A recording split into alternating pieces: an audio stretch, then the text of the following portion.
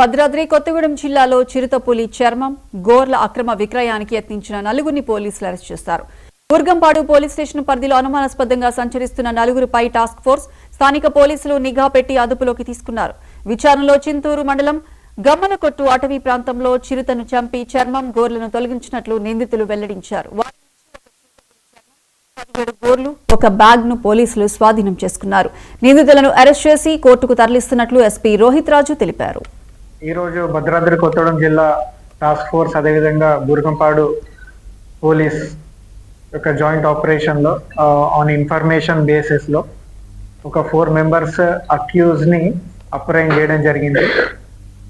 So ఈ 4 వ్యక్తుల్ని ఎవరైతే అప్రైన్ చేసామో వాళ్ళ దగ్గర నుంచి ఒక చిరుతపులి చర్మం అదేవిధంగా ఆ చిరుతపులికి సంబంధించిన 17 గోర్లను స్వాధీనపరచుకోవడం జరిగింది.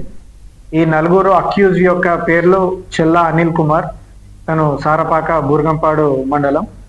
మిగతా 3 కూడా కుంజా భద్రయ్య, కుంజా గంగరాజు, అదేవిధంగా మడవి కన్నయ్య. వీళ్ళందరూ కూడా చింతూరు మండలం, పోలవరం జిల్లా.